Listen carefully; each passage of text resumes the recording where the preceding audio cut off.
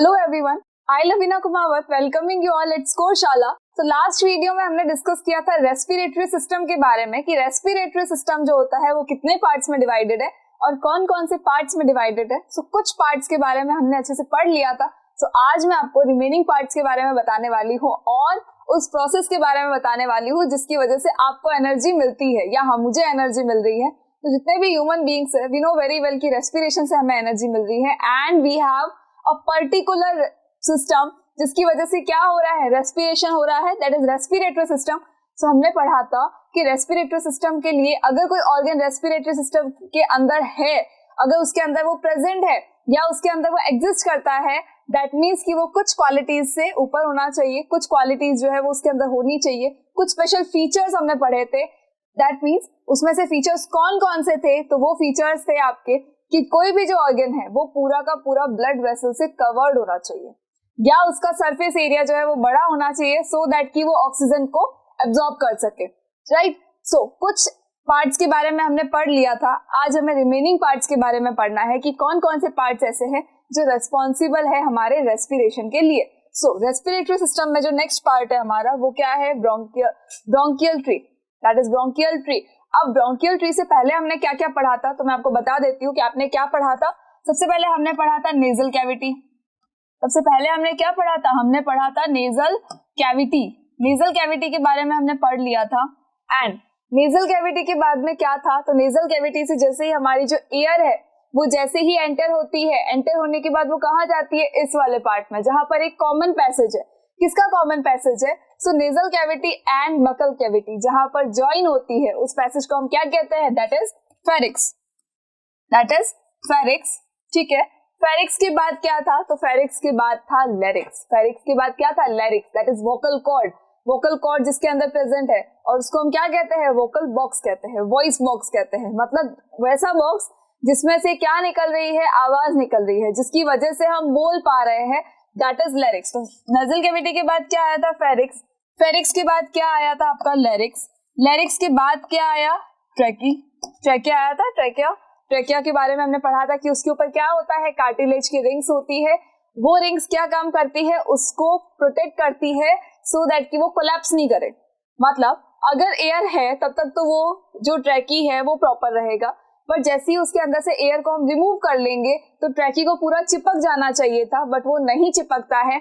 अगर नहीं चिपक रहा है इसका मतलब क्या होगा, इसका मतलब कि वो कोलैप्स नहीं हो रहा है। और वो कोलैप्स क्यों नहीं हो रहा है, तो उन कार्टिलेज की वजह से नहीं हो रहा है। जो सी टाइप का जो कार्टिलेज था ना, कार्टिलेज की जो रिंग्स थी, उन रिंग्स की वजह से वो कोलैप्स नहीं हो रहा है। एंड ट्रैकिया आगे जाके किस में डिवाइड हो रहा था, टू ब्रोंकस में डिवाइड हो रहा था। डू यू रिमेम्बर किसमें डिवाइड हो रहा था, वो टू ब्रोंकस में डिवाइड हो रहा था। ब्रोंकस में डिवाइड होने के बाद क्या हुआ था, कहाँ गया था वो, एक बलून लाइक स्ट्रक्चर के अंदर। और बलून लाइक स्ट्रक्चर क्या था, लंग्स थे हमारे। वो बलून लाइक स्ट्रक्चर क्या था, हमारे लंग्स थे। अब देखो लंग्स के अंदर क्या बनता है, ब्रोंकियल ट्री बनता है। लंग्स के अंदर क्या बन रहा है, ब्रोंकियल ट्री। हमने ये सारा पढ़ लिया था, हमें इसके आगे का पार्ट पढ़ना है। मतलब एयर जो है वो लंग्स तक तो चली गई, अब लंग्स तक जाने के बाद उसको ब्लड में कैसे पहुंचाना है, ब्लड तक पहुंचाएंगे तो कौन सा ऐसा पार्ट है जो उसको ब्लड तक पहुंचाने वाला है, तो हम बात कर लेते हैं। ब्रोंकस के बाद में क्या होता है, ब्रोंकस के बाद जब हम बोल रहे थे कि लंग्स है तो ब्रोंकस भी तो आगे जाके कहीं डिवाइड हो रहा होगा, राइट। ब्रोंकस भी कहीं ना कहीं डिवाइड तो हो ही रहा होगा। और वो अगर डिवाइड नहीं होगा बच्चों तो क्या होगा, वो लंग्स के अंदर सारी हवा तो भर जाएगी लेकिन ब्लड वेसल्स तक प्रॉपर्ली नहीं पहुंच पाएगी। इसलिए क्या होता है, लंग्स के अंदर तो हवा चली गई, बट उसके बाद क्या हुआ, उसके बाद वो आगे और फर्दर डिवाइड हो रही है और जहां जहां वो फर्दर डिवाइड हो रही है वो क्या होता है, क्या बनाता है, वो ब्रोंकियल ट्री बनाता है। सो ब्रोंकस आपको पता चल गया भाई, यहाँ पे हमारे क्या था, ट्रैकी था। फेरिक्स लैरिक्स के बाद क्या था, ट्रैकी था। यहाँ से हमारी एयर नीचे गई जो क्या है, विंड पाइप। ट्रैकिया को हम क्या बोल सकते हैं, विंड पाइप भी बोलते हैं। वही विंड पाइप क्या होगा, आगे टू पार्ट्स के अंदर डिवाइड हो जाएगा, that is bronchus. Two parts में डिवाइड हो गया, दैट इज ब्रोंकस। अब ये जो ब्रोंकस है ये कहाँ गया, ये गया बलून लाइक स्ट्रक्चर्स के अंदर। तो ये जो बलून लाइक स्ट्रक्चर्स है ये क्या है, ये हमारे ये लंग्स है। ये क्या है, हमारे लंग्स है। और लंग्स क्यों है भाई, लंग्स क्यों है, लंग क्यों नहीं है, टू है ना, एक थोड़ी ना है, एक लेफ्ट में एक राइट में। और आपको याद होगा कि जो लेफ्ट लंग होता है हमारा वो थोड़ा सा छोटा होता है। क्यों होता है, बिकॉज बीच में हमारा वो रेड वाला जो हार्ट होता है ना वो बना होता है। अब वो हार्ट कहाँ होता है, वो लेफ्ट साइड में थोड़ा सा टिल्टेड होता है। तो उस लेफ्ट साइड में अगर वो टिल्ट है तो ये इसको प्रेस करेगा और क्या हो जाएगा, ये लेफ्ट लंग हमारा छोटा हो गया और राइट लंग तो बेचारा अपनी पोजीशन पे है कि वो किसी को अपने घर में आने नहीं देगा, चाहे वो हार्ट हो चाहे कोई भी हो, वो अपने घर में किसी को आने नहीं देगा। अब जब नहीं आने देगा तो पूरा का पूरा स्पेस उसका है, तो राइट लंग थोड़ा बड़ा होता है, लेफ्ट लंग छोटा होता है because of the heart. Clear? चलिए उसके बाद देखिए, अब ये जो ब्रोंकस है, ब्रोंकस क्या होता है, फर्दर डिवाइड होंगे, ब्रोंकस फर्दर डिवाइड होंगे। यहाँ जो ऊपर से एक आ रहा है ना, ये देखो लेरिक्स था, लेरिक्स के बाद क्या है, ट्रैकिया है, ट्रैकिया के बाद क्या हुआ, ये 2 पार्ट में डिवाइड हो गया, ये एक ब्रोंकस है, ये दूसरा ब्रोंकस है, भाई ये लेफ्ट वाला हो गया, ये राइट वाला हो गया। अब अगर मैं ऐसे खड़ी हूँ तो यही तो होगा मेरा लेफ्ट और ये होगा मेरा राइट, तो ये वाला कौन सा हो गया, लेफ्ट ब्रोंकस हुआ, इस तरफ वाला कौन सा हुआ, राइट ब्रोंकस हुआ। अब क्या होगा, ये लंग्स में जाने के बाद फर्दर डिवाइड होंगे, मतलब अगर ये 2 ब्रोंकस है ना तो यहाँ पर वो बन रहा है बलून लाइक स्ट्रक्चर, यहाँ पर भी बन रहा है वो बलून लाइक स्ट्रक्चर, दोनों क्या बन गए, लंग्स। अब देखो लंग्स के अंदर क्या हो रहा है, आगे जो ब्रोंकस है वो डिवाइड हो रहा है ब्रोंकियोल्स में, वो किस में डिवाइड हो रहा है, ब्रोंकियोल्स में डिवाइड हो रहा है, दैट इज ब्रोंकियल ट्री। वो क्या बनाएगा, ब्रोंकियल ट्री बनाएगा। भाई पेड़ के अंदर भी तो ऐसे ही होता है ना, ऊपर जैसे जैसे वो डिवाइड होता जाता है और डिवाइड होके फिर बहुत सारी पत्तियां होती है, तब जाके तो पेड़ बनता है, या भूला मत करो कोई चीज। चलो अब क्या हुआ, ये जो ब्रोंकस है ये आगे देखो फर्दर जहां डिवाइड होगा ना, इसको फिर हमने नाम दे दिया, इनको नाम क्या दिए भाई, प्राइमरी, सेकेंडरी, टर्टियरी, बस इतना ही नाम है, ज्यादा याद नहीं करना अपने, पहले भी पढ़े है ना, ये हमें बहुत अच्छे से पता है। भाई प्राइमरी क्या होता है, आप मुझे ये बताओ, प्राइमरी क्या होता है, जो फर्स्ट टाइम होगा, सेकेंडरी जो सेकेंड टाइम हो रहा है, टर्टियरी मतलब जो थर्ड टाइम पे होगा, हो गया थर्ड टाइम पे, उसके बाद कुछ नहीं होगा, उसके बाद तो सीधा क्या होगी, एल्वेलाई आएगी। ठीक है, एल्वेलाई के बारे में मैं आपको अच्छे से पढ़ाऊंगी। सो ये देखो, ये राइट मेन ब्रोंकस हो गया, ये ब्रोंकस आगे 2 पार्ट्स में डिवाइड हुआ, जब ये आगे 2 पार्ट्स में डिवाइड हो रहा है, ये देखो यहाँ ये 2 पार्ट्स में डिवाइड हो गया, तो ये जो 2 पार्ट्स में डिवाइड हुआ है ना आपके, अगर इससे नहीं नजर आता आप देख लो, चलो ये देखो कलर चेंज कर लेते हैं हम इसका, ताकि आपको विजिबल हो जाए। सो विजिबल हो जाए उसके लिए कलर चेंज कर लिया मैंने, अब आपको अच्छे से दिख जाएगा। ये देखो यहाँ पे, ये देखो 2 पार्ट्स में डिवाइड हो गया, तो ये कौन सा हुआ, ये प्राइमरी हुए, ये कौन से हुए, प्राइमरी ब्रोंकाई हुए, प्राइमरी ब्रोंकाई हुए। ये पूरा ब्रोंकस है, जो ये बड़ा आपको 2 पार्ट्स में डिवाइड हुआ ना, ये क्या है, ये ब्रोंकस है। ब्रोंकस किस में कन्वर्ट हो रहे हैं, ब्रोंकाइज में कन्वर्ट हो रहे हैं, तो ब्रोंकाई कौन सा होगा, तो ये जो फर्स्ट टाइम ये 2 पार्ट्स में डिवाइड हुआ दैट इज प्राइमरी ब्रोंकाई, और उसके बाद जब ये आगे और डिवाइड होगा, बट ये वाला जो है ये यहाँ थोड़ा सा आगे आते यहाँ और डिवाइड हो गया, तो ये क्या हो गया, सेकेंडरी ब्रोंकाई हो गया। सेकेंडरी ब्रोंकाई के बाद अगर ये और डिवाइड हुआ, ये सेकेंडरी ब्रोंकाई था, इसको फिर और आगे डिवाइड कर दिया, तो ये क्या हुआ, ये टर्टियरी ब्रोंकाई हुआ। क्लियर? चलिए, सो फर्स्ट टाइम डिवाइड हुआ मतलब क्या है, प्राइमरी ब्रोंकाई, सेकेंड टाइम फिर डिवाइड हो गया तो सेकेंडरी ब्रोंकाई, और अगर थर्ड टाइम फिर डिवाइड हो गया है तो टर्टियरी ब्रोंकाई। चलिए, टर्टियरी बोल सकते हैं या फिर हम बोल सकते हैं सेगमेंटल, टर्टियरी बोल सकते हो या बोल सकते हो सेगमेंटल। अब जब सेगमेंटल डिवीजन हो चुका है, प्राइमरी हो गया, सेकेंडरी हो गया, टर्टियरी हो गया, सेगमेंटल डिवीजन हो गया, तो सेगमेंटल डिवीजन के बाद क्या होगा, तो उसके बाद ये किस में कन्वर्ट हो जाएंगे, ये ब्रोंकियोल्स में कन्वर्ट हो जाएंगे। उसके बाद ये जितने भी बार कन्वर्ट होंगे उनको हम क्या बोलेंगे, ब्रोंकियोल्स बोलेंगे। मतलब आगे का और फर्दर डिवीजन नहीं बताया मैं, हमें सिर्फ 3 ही डिवीजन याद करना है, प्राइमरी, सेकेंडरी एंड टर्टियरी। उसके बाद जो भी डिवीजन होगा वो ब्रोंकाई नहीं होंगे, वो ब्रोंकियोल्स होंगे। क्लियर है? तो आई होप कि आपको ब्रोंकियल ट्री समझ में आ गया होगा। ब्रोंकियल ट्री कहाँ से स्टार्ट होता है, तो ब्रोंकियल ट्री आपके ब्रोंकस से स्टार्ट होता है, जहां पे आपका जो ट्रैकिया है, जो आपका विंड पाइप है, वो 2 पार्ट में डिवाइड होगा, दैट इज ब्रोंकस। 2 ब्रोंकस हो गए आपके। उसके बाद जब एक ब्रोंकस की बात करेंगे जो लंग्स के अंदर ओपन हो रहा है, वो आगे जब फर्स्ट टाइम डिवाइड हो रहा है दैट इज प्राइमरी ब्रोंकाई। उसके बाद जब वो सेकेंड टाइम डिवाइड होगा, सपोज ये 2 डिवाइड हो गए, ठीक है, अब इन 2 में से यहाँ से फिर एक बार और डिवीजन हो गया, दैट मीन्स कि वो क्या है, वो सेकेंडरी ब्रोंकाई है। अब यहाँ से चलो देखो, सेकेंडरी ब्रोंकाई था, अब ये सेकेंडरी ब्रोंकाई है, यहाँ से फिर एक बार और अगर फर्दर डिवीजन आगे हो गया, दैट मीन्स वो क्या होगा, वो टर्टियरी ब्रोंकाई होगा। और टर्टियरी ब्रोंकाई के बाद में कोई डिवीजन नहीं होगा, वही डिवीजन तो होगा लेकिन हम उसको नाम नहीं देंगे, कैटेगरी नहीं देंगे हम उसको। लास्ट के अंदर वो किस में कन्वर्ट हो जाएगा, सारे क्या हो जाएंगे, वो ब्रोंकियोल्स होंगे। जितने भी डिवीजन होंगे लास्ट के अंदर, सेगमेंटल डिवीजन या टर्टियरी डिवीजन के बाद में जितने भी डिवीजन होने वाले हैं, दीज आर ब्रोंकियोल्स, वो सब क्या हो जाएंगे, ब्रोंकियोल्स होंगे। यहाँ आपका ब्रोंकियल ट्री खत्म होता है। आई होप कि आपको ब्रोंकियल ट्री समझ में आ गया होगा कि एग्जैक्टली क्या हुआ कुछ नहीं। जैसे पेड़ के अंदर क्या होता है, एक स्टेम होती है, 2 में डिवाइड होती है, फिर और फर्दर डिवीजन होता रहता है। तो वही तो है, कुछ भी नहीं भाई, ट्री का नाम ले लिया, उसके बाद क्या पूछ रहे हो इतना। चलो, the next thing is reps. अब रिप्स जो होता है मोस्ट इंपॉर्टेंट चीज है। रिब्स ना बहुत इंपॉर्टेंट चीज है आपके लिए, और वो क्यों है, तो वो आपके लंग्स को प्रोटेक्ट करने का काम करता है। क्लियर? चलिए, ब्रोंकियल ट्री के बाद में क्या हुआ, तो वहां पे होगा एल्वेलाई, जिसके बारे में हम बाद में डिस्कस करेंगे बिकॉज वो आपका लास्ट पॉइंट है। बट उससे पहले आपको पढ़ना ये भी जरूरी है कि लंग्स को प्रोटेक्ट कौन कर रहा है, तो लंग्स को प्रोटेक्ट करते हैं आपके रिब केज। ये रिब्स क्या होता है, इन सबसे क्या बन रहा है, देखो केज लाइक स्ट्रक्चर बन रहा है, एक पिंजरा बन रहा है ना, तो इस पिंजरे को हम बोलते हैं रिब केज। क्या कहते हैं हम इस पिंजरे को, इसको हम कहते हैं रिब केज। अब ये जो रिब केज है ये क्या करेंगे, ये लंग्स को प्रोटेक्ट करने का काम करेंगे।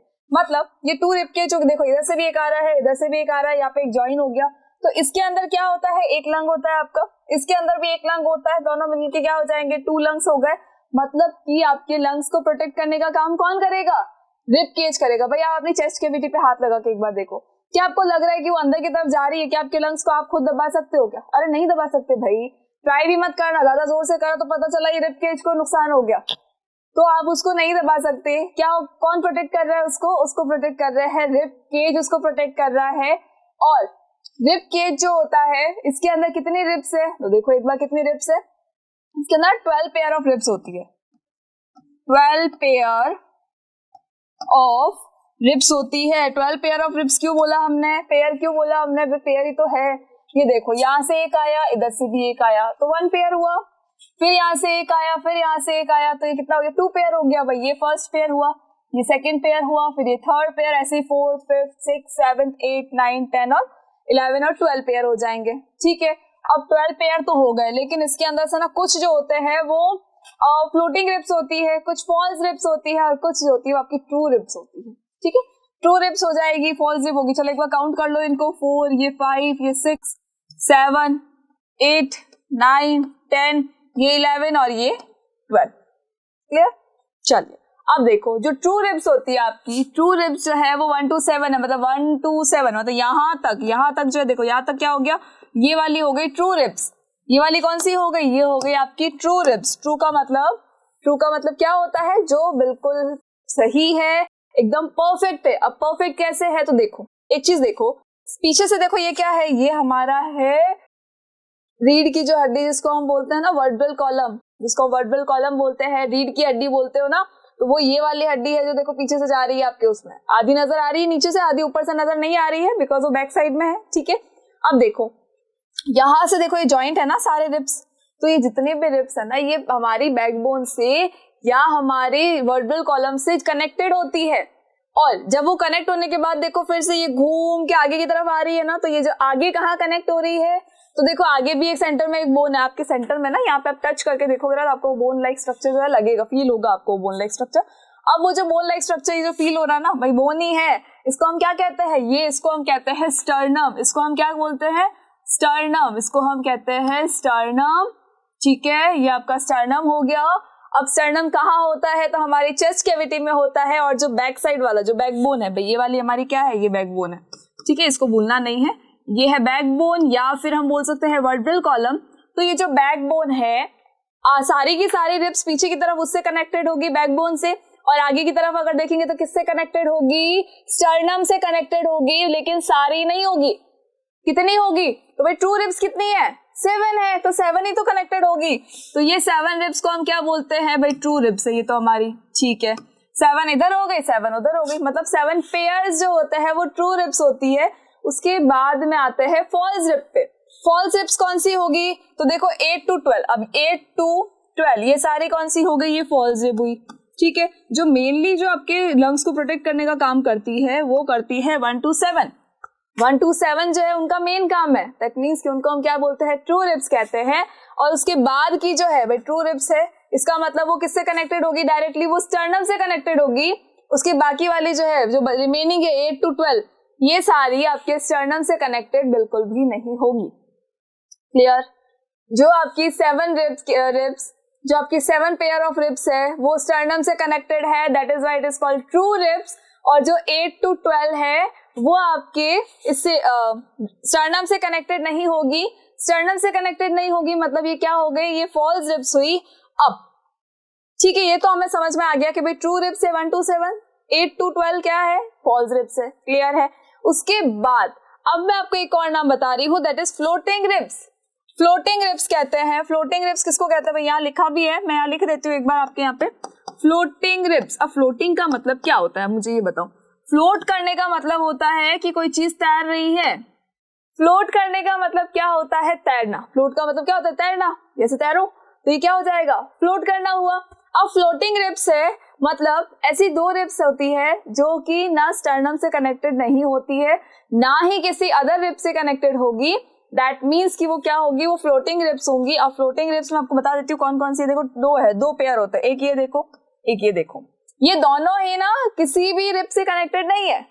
बाकी सबको देखो तो भाई स्टर्नम से तो ये कनेक्टेड है, उसके बाद देखो ये इस रिब से कनेक्टेड हो गई, ये इस रिब से कनेक्टेड है, ये वाली भी इस रिब से कनेक्टेड हो गई। बट जो फ्लोटिंग रिब्स होती है, लास्ट के जो टू पेयर्स होते हैं 11 एंड 12, वो दोनों ही किसी भी स्टर्नम से कनेक्ट नहीं होगा, किसी भी रिब से कनेक्टेड नहीं होगा। दैट मीन्स कि वो क्या करेगा, वो फ्लोट करेगा, वो तैरेगा।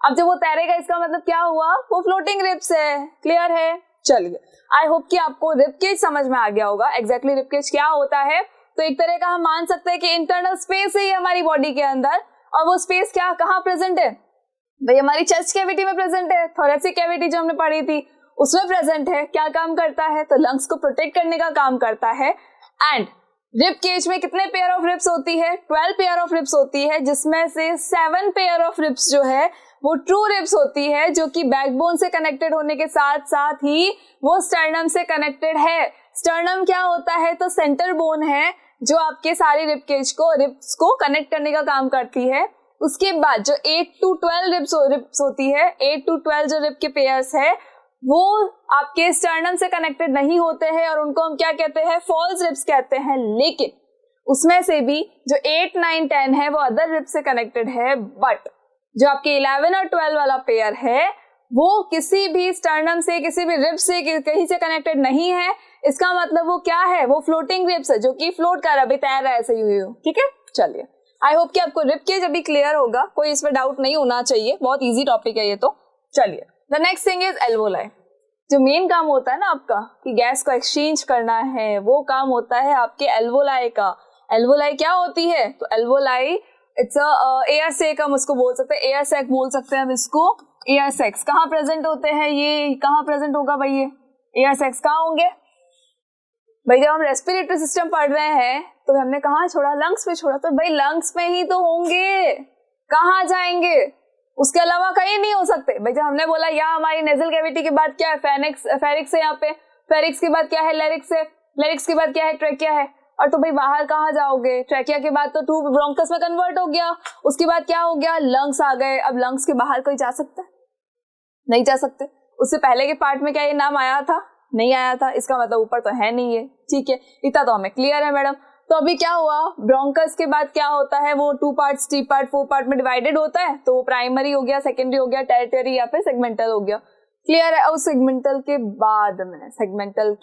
बाद में जब बहुत सारे ब्रोंकियोल्स बन जाते हैं और वो ब्रोंकियोल्स और फर्दर डिवाइड हो के डिवाइड हो के क्या करते हैं, उस लंग के सरफेस तक पहुंच जाते हैं। भाई जो लंग है ना, इसके सरफेस पर वो यहाँ कहीं पहुंच जाएंगे, इसके आसपास में। अब जब यहाँ पहुंच गए ना, तो फिर एक छोटा सा ना बलून लाइक स्ट्रक्चर बन जाता है। ठीक है, उस बलून लाइक स्ट्रक्चर को हम बोलते हैं एल्वोलाई। इस बलून लाइक स्ट्रक्चर को हम बोलते हैं एल्वोलाई। और अगर मैं उसको जूम करूं, थोड़ा सा बड़ा कर दूं मैं उसको, भाई ये देखो, ये ब्रोंकियोल्स थे, ब्रोंकियोल्स बने। अब एक ब्रोंकियोल को मैंने क्या किया, जूम किया।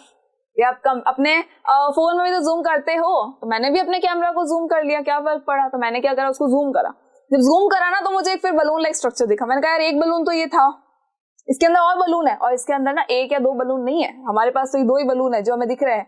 बहुत सारे बलून है इनके पास में, बहुत सारे बलून है, और करोड़ों में है वो, मिलियंस ऑफ बलून है। और उन बलून्स को हम क्या कहते हैं, एल्वोलाई कहते हैं, या हम कहते हैं एयर सैक्स। ठीक है, एयर सैक्स हो गए या एल्वोलाई हो गया। अब वो जो एल्वोलाई है, देखो उसके अंदर क्या होता है, तो एल्वोलाई के अंदर देखो क्या होंगे, एल्वोलायर सैक्स होता है। एल्वोलायर सैक मतलब ये जो राउंड राउंड स्ट्रक्चर आपको दिख रहा है ना, गोल गोल गोल गोल, ये जो दिख रहा है अंडे जैसे, ठीक है, ये चॉकलेट जैसे लग रहे होंगे ना आपको राउंड राउंड से। चलो, अब ये क्या है, एल्वोलायर सैक होते हैं। एल्वोलायर सैक क्या करते हैं, एल्वोलायर सैक क्या करेंगे, गैसेस का एक्सचेंज करने का काम करेंगे। सो भाई इतनी सारी हमारे इसमें एल्वोलाई होती है। ठीक है, और इतनी सारी एल्वोलाई है ना, ये सारी की सारी सिमिलर नहीं हो सकती, सबकी सब गैसेस के एक्सचेंज में काम नहीं आती है, कुछ आती है कुछ नहीं आती है। एक सर्टेन टाइम पे तो सारी यूज आएगी, लेकिन कभी होता है कि कुछ एल्वोलाई काम कर रही है, कभी होता है दूसरी एल्वोलाई काम कर रही है, कभी होता है तीसरी एल्वोलाई काम कर रही है। भाई टर्न बाय टर्न, आपकी मम्मी भी तो बोलती है ना कि ठीक है मॉर्निंग का काम है तो ये करेगा और इवनिंग का काम है तो ये करेगी, ठीक है। कई बार ऐसा सुना होगा कि अच्छा ये वाला काम तो तुम कर लो, ये वाला काम तुम कर लो, ये वाला काम तुम कर लो, लेकिन उसका टाइम भी डिवाइडेड होता है। तो ये जो सेग्रीगेशन होता है ना, वही सेग्रीगेशन यहाँ भी होता है। भाई 24 घंटे अगर आपको बोल दिया जाए कि सिर्फ आपको ही काम करना है पूरे घर का भी करके आना है, स्कूल का भी अपना करना है, होमवर्क भी करना है, पढ़ना भी है, तो क्या 24 घंटे काम करोगे? क्या नहीं कर सकते ना, एक आदमी 24 घंटे काम नहीं कर सकता। तो आप कैसे सोच सकते हो कि आपकी एल्वोलाइज जो है वो 24 आवर्स काम करेगी? आपकी बॉडी के बहुत सारे ऑर्गन्स काम करते हैं 24 आवर्स, लेकिन जो एल्वोलाई होती है वो थोड़ा सा रेस्ट में भी बिलीव करती है कि भाई ठीक है मेरी छुट्टी है, मतलब मैं काम नहीं करूंगा, मेरी जगह कोई और कर लेगा। क्या शिफ्ट लगती है ना, कई बार सुना होगा आपने कि बाहर जब है ना गार्ड की ड्यूटी होती है तो वहाँ पे शिफ्ट लगती है कि मॉर्निंग में ये वाला गार्ड आएगा, इवनिंग टाइम का उसका ये वाला गार्ड है, और नाइट ड्यूटी पे कोई और गार्ड आएगा। तो वही सेम चीज है एल्वोलाई में, इनकी ड्यूटीज फिक्स है अपने हिसाब से। एक टाइम के बाद ये काम अगर करते करते करते थक गई है ना, तो ये रेस्ट करेंगे, अपनी जगह किसी और को लगा देगी कि आप कर लो ये काम। फिर वो काम करते करते जब थक जाएगा तो वो किसी और को लगाएगा कि यार थोड़ी देर आप कर लो ना प्लीज। क्या हो जाएगा? कुछ नहीं होगा, आप करो थोड़ी देर काम, रोक तो सकते नहीं है काम को, लेकिन मैं थोड़ा सा रेस्ट कर लेता हूँ। तो वही सेम चीज है बेटा कि सारी जो एल्वोलाई होती है वो एक साथ में काम नहीं करती है। कुछ एल्वोलाइज काम करेगी, उसके बाद थोड़े टाइम बाद फिर कुछ एल्वोलाइज जो एक्टिव हो जाएंगी और बाकी नॉन एक्टिव हो जाएंगी। तो इसमें ज्यादा कंफ्यूजन नहीं है, सिंपल सी चीज है। एल्वोलाइज कहाँ होती है? तो लंग्स की सरफेस पे होती है। लंग्स की सरफेस पे क्यों होंगी? तो भाई ट्रैकिया के बाद ये ट्रू ब्रोंकस हो गए, ब्रोंकस को और हमने फर्दर डिवाइड किया, बहुत सारे में डिवाइड कर दिया। भाई टेरिटरी हो गया, सेकेंडरी प्राइमरी सब हो गया। इसके बाद क्या हुआ? ये लास्ट देखो, ये यहाँ तक आ गया। अब जब ये यहाँ तक आ गया है, यहाँ पे आ गया, तो इस सरफेस के ऊपर क्या होगा? ये बलून्स बनने लग जाएंगे। अब ये जो बलून्स है ये क्या है? ये जो बलून लाइक स्ट्रक्चर है ये क्या है? ये एल्वोलाई है। एल्वोलाई मतलब क्या हो गया? एयर सैक हो गए। एल्वोलाई के अंदर भी देखो बहुत सारे गोल गोल गोल स्ट्रक्चर है, राउंड राउंड राउंड राउंड से लग रहे, टॉफी जैसे, है ना? चलिए लड्डू जैसे लग रहे होंगे, गोल गोल रेड रेड लड्डू है, खाना नहीं है इनको। चलो एल्वोलाई है, एल्वोलायर सैक बनाते हैं। एल्वोलायर सैक्स जो होते हैं किस काम आते हैं? गैसेस का एक्सचेंज करने में काम में आते हैं। अब गैस का एक्सचेंज कैसे हुआ गैस का एक्सचेंज? तो क्या होता है, ये जो लंग्स है इसके चारों ओर ना यहाँ पर ना ब्लड वेसल से ये कवर्ड होता है, ये बहुत सारी ब्लड वेसल से ना ये कवर्ड होता है। ब्लैक मान लेना, भाई होता नहीं है ब्लैक हमारा, लेकिन फिर भी मान लेना कि ये जो ब्लैक कलर है इससे क्या है? ये बहुत सारी ब्लड वेसल्स है, ब्लड वेसल से ये कवर्ड है। जब ये ब्लड वेसल से कवर्ड है तो किसके कांटेक्ट में आ गया? तो ये एल्वोलाई के कांटेक्ट में आ गया। अब जब ये एल्वोलाई के कांटेक्ट में आया तो हमने एक प्रोसेस पढ़ा था, दैट इज डिफ्यूजन। एक प्रोसेस पढ़ा था, इसको हम क्या कहा था हमने? डिफ्यूजन। मतलब क्या होगा कि ये जो एल्वोलायर सैक्स है इसके पास में से जब कोई भी एक, सपोज ये आपकी ब्लड वेसल गई, एक और ब्लड वेसल गई, तो क्या हो गया? यहाँ से भी एक ब्लड वेसल गई, तो क्या होगा? अगर इस ब्लड वेसल के अंदर सपोज आपकी कार्बन डाइऑक्साइड ज्यादा है, इस ब्लड वेसल के अंदर क्या ज्यादा है? कार्बन डाइऑक्साइड ज्यादा है, और इसके खुद के अंदर क्या है? एल्वोलायर सैक्स के अंदर क्या है? ऑक्सीजन ज्यादा है। तो क्या होगा भाई, यहाँ पे ऑक्सीजन कम है, यहाँ पे ज्यादा है, तो वो इधर ट्रांसफर हो जाएगी। क्लियर? और जब अगर यहाँ आपकी कार्बन डाइऑक्साइड ज्यादा है, जो आपकी ब्लड वेसल्स है उसके अंदर क्या ज्यादा है? कार्बन डाइऑक्साइड ज्यादा है, और एल्वोलाई में कम है, एल्वोलायर सैक्स में बहुत ही कम है। तो क्या होगा? यहाँ से ये क्या करेंगे? ये इसको दे देंगे कि चलो ठीक है यार तुम्हारे पास कम है, तुम रख लो CO2। तो क्या होगा? अब जब इनको CO2 मिल जाएगी तो ये एक्सहेलेशन कर लेंगे और ये अपनी बॉडी में से उस CO2 को रिमूव कर देंगे। सो गैस का एक्सचेंज हो गया। अब क्या होगा? ये जो ब्लड वेसल्स है इनको क्या मिली? ऑक्सीजन मिली। बदले में इन्होंने एल्वोलायर सैक को क्या दिया? कार्बन डाइऑक्साइड दिया।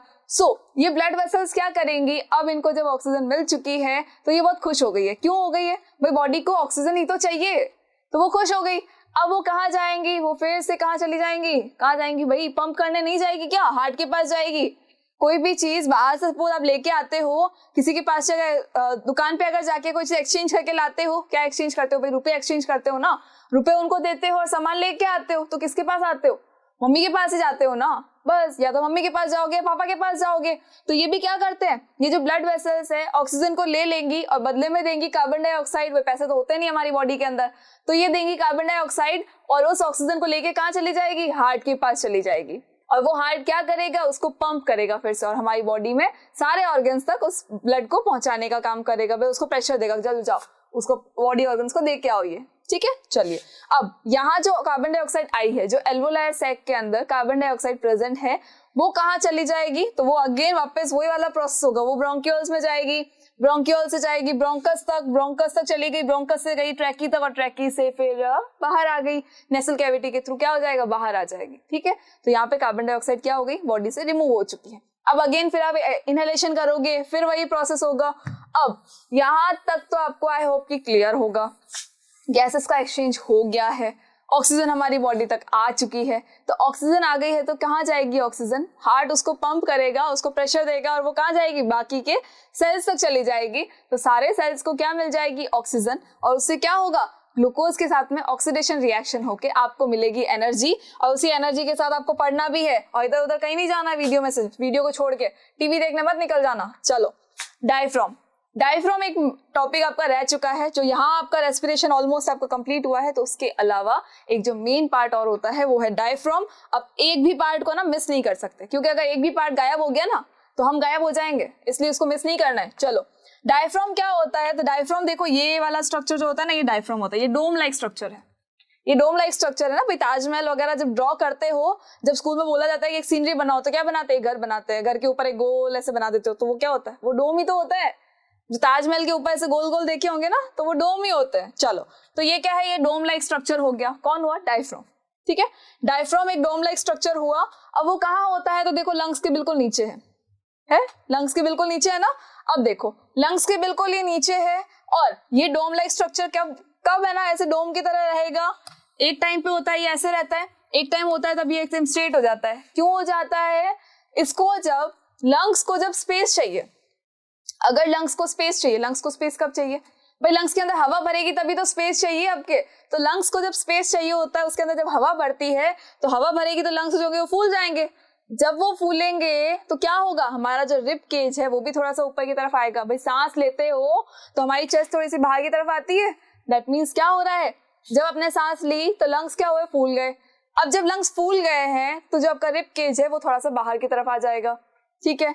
अब आपका रिब केज तो बाहर की तरफ आ गया, साथ ही साथ ये जो डायफ्राम है ना, ये अपना डोम को खत्म करके एकदम स्ट्रेट बन जाएगा, ये अपने डोम को कम करके एकदम स्ट्रेट बन जाएगा, सो दैट की स्पेस मिले। भाई इतना स्पेस तो अभी देखो यहाँ से ये ऐसे था, तो इतना सारा स्पेस जो था ना, ये सारा ये कवर कर रखा था, इसने कवर कर लिया। अब जैसे ही ये यहाँ से बिल्कुल नीचे हो गया, तो यहाँ जब ये फ्लैट होगा तो भाई ये इतना सारा जो ये स्पेस है ना, ये वाला स्पेस मिला, किसको मिलेगा ये स्पेस, तो ये स्पेस मिलेगा लंग्स को, क्योंकि लंग्स को ही चाहिए, लंग्स को बड़ा होना होता है ना, तो उसको ये स्पेस चाहिए है। अगर लंग्स बड़े नहीं होंगे तो क्या होगा, जितना भी हम सांस लेंगे वो लंग्स बड़ा ही नहीं होगा, फूलेगा ही नहीं, तो भाई आपकी हवा भी अंदर नहीं जाएगी, इसलिए उसका फूलना जरूरी है। तो डायफ्राम उसमें हेल्प करता है। और जब आप सांस अंदर लेते हो, इनहेलेशन करते हो, उस टाइम पे आपका जो लंग्स है, आपकी जो लंग्स है दोनों, वो क्या होता है, थोड़े से फूल जाते हैं, क्योंकि वो भर जाते हैं ना, बलून लाइक स्ट्रक्चर है, भाई हवा से भरेंगे तो फूलेंगे ही ना। तो क्या हुआ, डायफ्राम भी बिल्कुल स्ट्रेट हो जाता है, और जैसे ही उसमें से आप हवा बाहर निकाल देते हो, एक्सहेल कर देते हो उसको, तो एक्सहेलेशन के बाद में जो आपके लंग्स होते हैं वो थोड़ा सा सिकुड़ जाते हैं, थोड़ा सा कॉन्ट्रैक्ट हो जाते हैं, तो फिर से वो डोम जो है वो अपनी स्ट्रक्चर में आ जाता है, डायफ्राम अपना ऑटोमेटिकली फिर वो डोम लाइक स्ट्रक्चर बना लेगा, और वो स्पेस जो है वो कम हो जाएगा। अब आपको लग रहा होगा कि ये जो लंग्स है ना, ये पूरे मतलब वो पिचक जाते होंगे, जैसे कि आपके बलून्स चिपक जाते हैं ना, पूरे बलून्स में से हवा निकाला तो कैसे पिचके हुए और चिपके हुए से नजर आता है, तो वैसा कुछ क्या आपके लंग्स के साथ भी होता है, कि आपके लंग्स भी इतने से हो जाते हैं और फिर वो बड़े होते होते होते इतना हो जाता है, बिल्कुल नहीं। लंग्स कभी भी पूरे एक दूसरे से नहीं चिपक सकते, भाई चिपक जाएंगे ना तो हम भी चिपक जाएंगे परमानेंटली, उसके बाद कई बार नहीं आओगे, फिर सीधा ऊपर ही जाएंगे।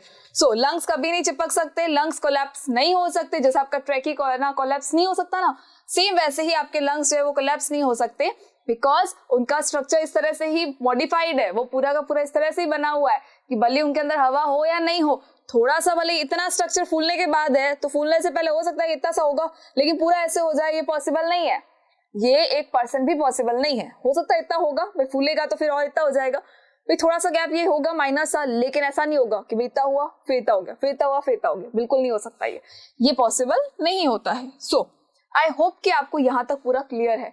अब हमने इस रेस्पिरेटरी सिस्टम के सारे पार्ट्स एक बार पढ़ लिए हैं, तो मैं आपको एक क्विक रिवीजन दे देती हूँ और उसका पूरा प्रोसेस जो है ना वो एक साथ में एक्सप्लेन कर रही हूँ।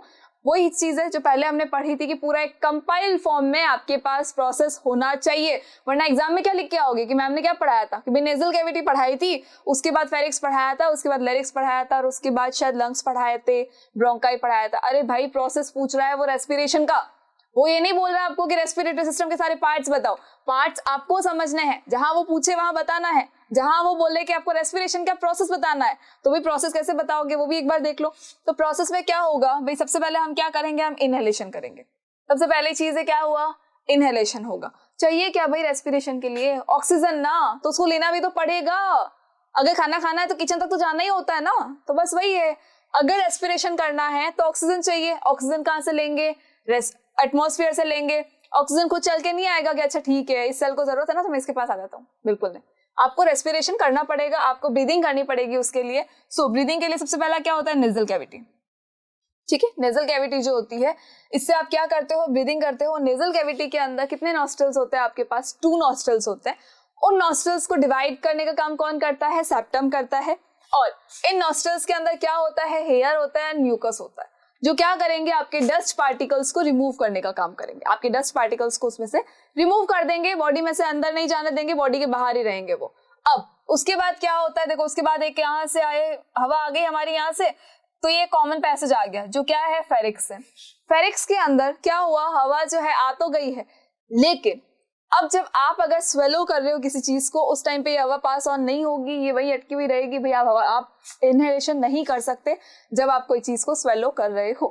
क्लियर, चलिए अब यहाँ पे क्या होता है, एपिग्लोटिस नाम की भी एक चीज बताई थी। एपिग्लोटिस क्या करता है, आपके वो विंड पाइप और फूड पाइप को सेपरेट करने का काम करता है कि जब आप कोई खाना निगल रहे हो उस टाइम पे जस्ट आपका जो फूड पाइप है वो ओपन रहेगा, लेकिन जब आप खाना नहीं निगल रहे हैं उस टाइम पे क्या होगा, आपका विंड पाइप ओपन रहेगा, सो दैट कि आपकी जो एयर जो आप इनहेलेशन कर रहे हो वो उसके अंदर जा सके। सो फेरिक्स के बाद क्या होता है, लेरिक्स होता है। लेरिक्स को हम क्या बोलते हैं, वॉइस बॉक्स कहते हैं। वॉइस बॉक्स जहां से आवाज आती है उसके अंदर क्या होता है, 2 पेयर ऑफ वोकल कॉर्ड्स होता है। वोकल कॉर्ड्स के वाइब्रेशन से हमारी आवाज आती है। उसके बाद ये जो पाइप लाइक स्ट्रक्चर आपको दिख रहा है ये क्या है, ये है ट्रैकी। ट्रैकी के ऊपर क्या होता है, सी शेप की कार्टिलेज की रिंग्स होती है जो उसको कोलैप्स होने से बचाती है, और ये अप्रोक्स 11 सेंटीमीटर का होता है एंड 2.5 डायामीटर का होता है ट्रैकी। उसके बाद क्या होगा, ट्रैकी के जस्ट बाद में देखो 2 पार्ट्स में डिवाइड होगा। भाई हवा आई है, एक ही पाइप तो दोनों लंग्स को नहीं दे सकता ना, इसलिए क्या करना पड़ेगा, उसको 2 पार्ट्स में डिवाइड करना पड़ेगा। आधी हवा इधर जाएगी, आधी हवा इधर जाएगी, तो कुछ लेफ्ट लंग के पास आई, कुछ राइट लंग के पास आई। अब देखो ये जो लंग है ना, ये आपको थोड़ा सा बेंट नजर आ रहा है। ये बेंट किसकी वजह से था, तो भूलना नहीं है, वो जो दिल बनाते हो ना लाल लाल कलर का, जो वैलेंटाइन पे आपके काम आता है, वो दिल ना यहाँ पे होता है। वो दिल थोड़ा सा लेफ्ट साइड में टिल्टेड होता है। वो जो हार्ट है ना आपका, वो लेफ्ट साइड में टिल्टेड होता है, और वो लेफ्ट साइड में टिल्ट होने की वजह से ही हम कहते हैं कि हमारा हार्ट लेफ्ट साइड में, अदरवाइज बेचारा सेंटर में ही होता है वो। ठीक है, तो यहाँ पे देखो थोड़ा सा ये जो गैप नजर आ रहा है ना, ये उस हार्ट की वजह से आ रहा है। वो हार्ट उसको धक्का दे रहा है कि उधर हो, थोड़ा सा जगह मुझे भी दे दे, इसके लिए वो थोड़ा सा बेंट हो गया है। चलो यहाँ पे 2 क्या होते हैं, ब्रोंकस होते हैं। ये ब्रोंकस क्या करते हैं, जो हवा आई है, जो एयर हमने इनहेलेशन किया है इस एयर का, उसको ट्रैकी के आगे 2 पार्ट्स में डिवाइड करने का काम करते हैं। कुछ दे देंगे लेफ्ट लंग को, कुछ दे देंगे आपके राइट लंग को। सो यहाँ पे चली गई हवा, कुछ यहाँ आ गई। अब इसके अंदर आगे फिर डिवीजन होता है। आगे फिर डिवीजन किस में होता है, ब्रोंकाइज में होता है। ब्रोंकाइज का जो फर्स्ट डिवीजन होगा that is called primary bronchi. उसके बाद जब एक और इससे आगे और डिवाइड होगा तो सेकेंडरी ब्रोंकाई, और इसके अगर आगे की तरफ और डिवाइड हो गया तो टेरिटरी ब्रोंकाई। और उसके बाद का डिवीजन हम नहीं पढ़ते, उसके बाद तो हम सीधा बोल देते हैं ब्रोंकियोल से। भाई कितनी ही बार डिवीजन हो रहा है तो कितनी बार पढ़ोगे, नहीं पढ़ सकते, काउंट भी नहीं कर सकते, इसलिए हम उसको क्या बोलते हैं, ब्रोंकियोल्स है। अब ये ब्रोंकियोल्स जो होते हैं वो और आगे जाके क्या करते हैं, लास्ट जो लंग का जो ये सरफेस होता है वहां पर आते आते क्या हो जाता है, यहाँ पर प्रेजेंट होते हैं आपके एयर सेक्स, एल्वोलाई जिसको हम कहते हैं। ब्रोंकियोल्स लास्ट के अंदर क्या करते हैं, एल्वोलाई में ओपन होते हैं। Alveoli is also balloon like structure पे। अगर ये आपका ब्रोंकियोल है, एक जो आगे लास्ट आया था, इसके बाद आगे ये बलून लाइक स्ट्रक्चर हो जाएगा। इस बलून के अंदर फिर क्या होता है, गोल गोल गोल गोल एल्वोलायर सैक्स होते हैं। एल्वोलायर सैक्स होते हैं इसके अंदर, ये गोल गोल किसमें होते हैं, एल्वोलाइज के अंदर होते हैं। एल्वोलाइज क्या है, ब्रोंकियोल्स जहाँ पे ओपन हो रहा है लास्ट एल्वोलाइज होते हैं। और एल्वोलाइज जो होते हैं वो लंग की सरफेस पे होते हैं ताकि वो गैसेस का एक्सचेंज कर सके। एंड उसके बाद क्या होता है, यहाँ पर क्या होगी आपकी ब्लड वेसल्स होंगे जिससे वो गैसेस एक्सचेंज करेंगे, वो मैं आपको पढ़ाऊंगी अभी पूरा मैकेनिज्म क्या है एक्सचेंज का। चलिए, इसके अलावा हमने क्या पढ़ा था, इसके अलावा हमने पढ़ा था यहाँ पे क्या हो गया, डायफ्राम है। डायफ्राम क्या होता है, डोम लाइक स्ट्रक्चर होता है।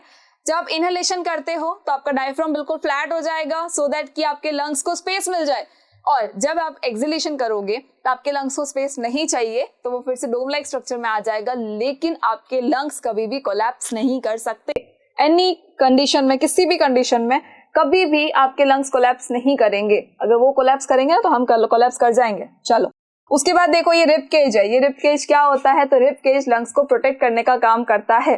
भाई लंग्स जो होता है ना बहुत डेलिकेट ऑर्गन है, तो उसको प्रोटेक्शन चाहिए, कौन देगा, रिब केज देगा। रिब केज के अंदर देखा था 1 to 7 जो पेयर्स होते हैं वो तो होते हैं ट्रू रिब्स, जो आगे की तरफ स्टर्नम से कनेक्टेड होते हैं और पीछे की तरफ बैकबोन से कनेक्टेड होते हैं। उसके बाद जो 8 to 12 है वो होते हैं फॉल्स रिब्स, जो या तो किसी रिब से कनेक्टेड है या किसी से भी कनेक्टेड नहीं है। जिसमें भी 7 to 10 जो होते हैं वो दूसरी रिब से कनेक्टेड होंगे, सॉरी 8 to 10 होते हैं। 8 to 10 जो होते हैं वो किसी अदर रिब से कनेक्टेड होते हैं, लेकिन जो 11 and 12 होते हैं दीज आर फ्लोटिंग रिब। और वो फ्लोटिंग रिब्स क्यों है भाई, वो स्टर्नम से कनेक्टेड नहीं है तो वो घूम रही है, ऐसी तैर रही है साइड साइड में, तो बेचारी क्या है, फ्लोटिंग रिब्स है। उनको तो मिला ही नहीं ना स्पेस की, इतना वो लंबी हुई नहीं कि स्टर्नम तक पहुंच जाए, इसलिए वो फ्लोटिंग रिब्स है। सो मैं आपको पूरा एक फ्लो चार्ट दे देती हूँ ताकि आपको वो पूरा एक्सप्लेन हो जाए और आपको इजी हो कि आप एग्जाम में उसको लिख सको और आपको याद भी हो जाए कि अच्छा रेस्पिरेशन का पूरा वो ट्रैक जो था ना वो क्या था, भाई बॉडी में हमारी हवा जो जा रही है वो कैसे और कहाँ से होके जा रही है, लास्ट कहाँ तक जा रही है जहाँ पे गैसेस का एक्सचेंज हो जाएगा। और एक्सचेंज होने के बाद तो हमें पता है ना कि ब्लड के अंदर घूमते घूमते घूमते घूमते वो कहीं पे सेल तक पहुंच जाएगा और सेल के अंदर ग्लूकोज है, उसके अंदर फिर उसका ब्रेक डाउन और उससे मिल जाएगी एनर्जी। चलिए, सबसे पहले क्या होगा, नॉस्ट्रल्स है। बहुत इजी है भाई, हमें सांस कहाँ से लेते हो, नाक से ना, तो नॉस्ट्रल्स होंगे। नॉस्ट्रल्स के बाद क्या है, नेजल पैसेज। पूरा का पूरा ये नाक से सांस लेने के बाद में पूरा पैसेज वो कवर करता है ना यहाँ तक का, तो वो नेजल पैसेज हो गया। उसके बाद होता है फेरिक्स। फेरिक्स हमें पता है कॉमन पैसेज है बकल कैविटी और नेजल कैविटी का। लैरिक्स होता है उसके बाद, जो कि हमारा वॉइस बॉक्स है, भूलना नहीं है, एक एक वर्ड को मैं कोई 50 बार बोल रही हूँ आपको तो कहीं भूल नहीं जाना। उसके बाद क्या होता है, ट्रैकी। ट्रैकी क्या है, सेंटर वाला पार्ट, जो कि फेरिक्स लेरिक्स के बाद में होता है, और सी टाइप का वो कार्टिलेज जो कि उसको कोलैप्स नहीं होने देता। उसके बाद वो क्या होगा, 2 पार्ट में डिवाइड हो जाएगा। और ब्रोंकस, ब्रोंकस के बाद ब्रोंकाई। ब्रोंकस से कहाँ जाएगा, लंग्स में जाएगा। ब्रोंकस में डिवाइड हो गया, मतलब कहाँ गया, लंग्स में गया। लंग्स के अंदर कहाँ जाएगा, तो ब्रोंकाई में जाएगा। ब्रोंकाई के बाद क्या होता है, तो ब्रोंकाई के बाद होता है ब्रोंकियोल्स। ब्रोंकाई हो गया, आगे दो प्राइमरी सेकेंडरी टेरिटरी, अब तो याद हो ही गया होगा, तो ये होता है ब्रोंकाइज। ब्रोंकाइज के बाद जितने भी डिवीजन होंगे उनको हम क्या कहते हैं, ब्रोंकियोल्स कहते हैं। ब्रोंकियोल्स के बाद क्या होता है, लास्ट क्या होता है, एल्वोलाई, जिसके अंदर क्या होता है, एल्वोलाई और सेक्स होते हैं, उनको हम बोलते हैं एयर सेक्स, जो क्या कर रहे हैं, गैसेस का एक्सचेंज कर देंगे। ठीक है, यहाँ तक हमें क्लियर है भाई, इतना हमें समझ में आ गया। तो यही तो था हमारा रेस्पिरेटरी सिस्टम, इतना थोड़ी ना था टफ, कोई इतना आपको कॉम्प्लेक्स लग रहा था ना, उतना ये कॉम्प्लेक्स है नहीं। चलिए, the next thing is mechanism of gases exchange. अब गैसेस एक्सचेंज का मैकेनिज्म क्या होता है भाई, आप गैसेस का एक्सचेंज इतनी देर से बोल रही है मैडम, तो उसका मतलब क्या है ये तो समझा दो। तो भाई हमें ये पता है क्या होगा, सबसे पहले क्या हो रहा है, इनहेलेशन हुआ।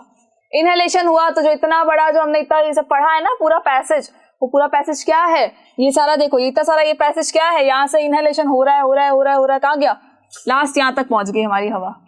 ठीक है, तब तक गैसेस का एक्सचेंज नहीं हुआ है, वो पूरी हवा जितने हमने इनहेल करी थी ना वो सब के सब है। अब क्या होगा, लास्ट हम पहुंचे एल्वोलाई तक। तो ये जो एल्वोलाई है ना आपके, ये देखो ये एल्वोलाई है, बीच के अंदर क्या होता है, एल्वोलायर सेक्स होते हैं, ये एल्वोलायर सेक्स हो गए। अब ये जो एल्वोलायर सेक्स है ना, ये इसके आसपास में क्या होता है, तो इसके आसपास में भाई हम दूसरा कलर ले लेते हैं आपके लिए। चलो, इसके आसपास में यहाँ पे क्या होगा, यहाँ होगी ब्लड वेसल्स, बहुत सारी ब्लड वेसल्स होंगी, यहाँ पे भी एक ब्लड वेसल होगी, बहुत सारी होगी भाई, सारे पार्ट जो है ना ब्लड वेसल्स इतना कवर्ड होंगे ना भाई, ऑक्सीजन थोड़ी ना छोड़ेंगे, जितनी ऑक्सीजन हमने ली है ना सारी की सारी उसके अंदर ट्रांसफर हो जाएगी, थोड़ी सी भी ऑक्सीजन जो है ना हम बाहर छोड़ने के लिए छोड़ेंगे नहीं उसको। चलो, यहाँ पे क्या होगी, ब्लड वेसल्स। अब यहाँ और एक ब्लड वेसल हो गई, चलो ठीक है, बहुत सारी ब्लड वेसल्स है, यहाँ पे भी है, यहाँ पे भी है, ये ब्लू ब्लू कलर के सब क्या है, ये ब्लड वेसल्स है। ब्लू कलर की क्यों है भाई, कार्बन डाइऑक्साइड भरा हुआ है ना, अभी तो पूरे बॉडी से आई है, तो क्या लेके आई है, कार्बन डाइऑक्साइड लेके आई है। अब कार्बन डाइऑक्साइड ये किसको दे देंगी, ये दे देंगी इसको एल्वोलाई के, एयर सेक्स को दे देंगी भाई, इसके पास में कम है, देखो यहाँ पे क्या ये कनेक्टेड है ना इससे, तो क्या होगा, इसके पास में देखो कार्बन डाइऑक्साइड कम दिख रही है, इसको चाहिए नहीं तो चल ठीक है तू रख ले, और तो क्या, तो इसने सारी कार्बन डाइऑक्साइड इसको दे दी, इसने भी सारी कार्बन डाइऑक्साइड इसको दे दी। सारी ब्लड वेसल्स क्या करेंगी, कार्बन डाइऑक्साइड जो है ना वो ASX को दे देंगी, एल्वोलायर सैक्स के अंदर डाल देंगी। अब एल्वोलायर सैक्स के अंदर ज्यादा क्या है, ऑक्सीजन है, तो ऑक्सीजन क्या होगा, ये क्या करेंगे, यहाँ से ब्लड ने ऑक्सीजन ले ली, यहाँ से वापस ब्लड जो था उसने क्या किया, उसने ऑक्सीजन इसको दे दी, चलो इसने दे दी, इसने भी क्या बोला भाई ठीक है ऑक्सीजन तू रख ले। ऑक्सीजन ले लेके क्या होगा, ये जो भी ब्लड का जो पोर्शन ऑक्सीजन को ले लेगा वो आगे की तरफ मूव करेगा, फिर पीछे कौन सा आ जाएगा जिसमें ऑक्सीजन नहीं है, कम है, तो फिर ये क्या करेंगे, ये उसको दे देंगे भाई तू भी रख ले यार। ऐसे करके क्या होगा, इसके पास की सारी ऑक्सीजन जो है वो खत्म हो जाएगी, इसके पास सारी ऑक्सीजन खत्म हो गई, क्या भर गया अभी, कार्बन डाइऑक्साइड। कार्बन डाइऑक्साइड हमें चाहिए क्या, आपको चाहिए, मुझे तो नहीं चाहिए भाई, आपको चाहिए, नहीं चाहिए ना, तो बस क्या करो उसको रिलीज कर दो, तो क्या हो जाएगा भाई, ये गैस का एक्सचेंज हो गया, ऑक्सीजन दे दी, कार्बन डाइऑक्साइड ले ली, तो ब्लड वेसल्स जो थी उन्होंने क्या किया, ब्लड को आगे भेज दिया, ब्लड आगे चला गया, ऑक्सीजन लेके गया, कार्बन डाइऑक्साइड लेके नहीं गया, ऑक्सीजन लेके ब्लड आगे चला गया, कहाँ जाएगा, हार्ट की तरफ जाएगा पंप करवाने के लिए। यहाँ पे क्या है बचा, कार्बन डाइऑक्साइड, ये कार्बन डाइऑक्साइड क्या हो जाएगा, बॉडी से रिमूव कर दिया जाएगा, दैट इज कॉल्ड एक्सहेलेशन। सो अब आपको क्लियर है, इनहेलेशन हुआ, हवा जो थी वो यहाँ तक पहुंची, उसके बाद क्या हुआ, exchange of carbon dioxide and oxygen in alveoli, तो ये हो गया आपका एक्सचेंज का प्रोसेस। उसके बाद क्या होगा, जब कार्बन डाइऑक्साइड बची है तो सबकी सब क्या हो जाएगा, बॉडी से रिलीज कर दी जाएगी, बॉडी से सब रिलीज कर देंगे बिकॉज ये हमारे लिए वेस्ट प्रोडक्ट है। उसके बाद फिर हम इनहेलेशन करेंगे, फिर सेम प्रोसेस होगा, फिर उसको एक्सहेलेशन कर देंगे उसका। अब देखो यहाँ जो भी ब्लड है, अब ब्लड के अंदर क्या है अभी, तो ब्लड के अंदर क्या प्रेजेंट है, ऑक्सीजन प्रेजेंट है, ये ऑक्सीजन को लेके कहाँ जा रही है, हार्ट तक जा रही है, हार्ट तक गई, हार्ट ने क्या किया, उसको पंप करा, पंप करके सारे ऑर्गन्स तक जाने को बोल दिया, तो ये क्या करेगी, अब सारे सेल्स तक जाएगी, उनको ऑक्सीजन देगी, कार्बन डाइऑक्साइड लेगी, और जब उनको ऑक्सीजन दे दी है तो फिर वो प्रोसेस शुरू हो जाएगा हमें एनर्जी देने का। बट ब्लड फिर से क्या करेगा, कार्बन डाइऑक्साइड लेगा, और फिर जब वो एल्वोलाई तक आएगा तो फिर सेम प्रोसेस है, फिर गैसेस का एक्सचेंज होगा और हम क्या कर देंगे, कार्बन डाइऑक्साइड को एक्सहेल कर देंगे, क्योंकि हमारी बॉडी को उसकी रिक्वायरमेंट बिल्कुल भी नहीं है। सो आई होप कि आपको ये मैकेनिज्म समझ में आया होगा कि रेस्पिरेटरी सिस्टम एक्चुअली है क्या, और रेस्पिरेटरी सिस्टम के अंदर किस तरह से गैसेस का एक्सचेंज होके हमें एनर्जी मिलती है। सो आई होप कि ये सारा कुछ क्लियर है। अगर अभी भी डाउट है ना तो टेंशन नहीं लेनी है, जस्ट कमेंट बॉक्स में लिख के बता दो कि मैम ये नहीं समझ में आया, फिर समझा देंगे, ठीक है। चलो अब ये सारा अगर क्लियर है, तो अगर नहीं भी क्लियर है ना तो उसको अच्छे से देख लेना, अगर क्लियर है ना तो याद कर लेना, क्योंकि एग्जाम में लिखा हुआ काम आएगा, आपके माइंड को कोई नहीं पड़ेगा जाके कि अच्छा इसको तो याद था, और तो लिखोगे तब काम आएगा ना, तो अच्छे से इसको याद कर लेना। Thank you so much.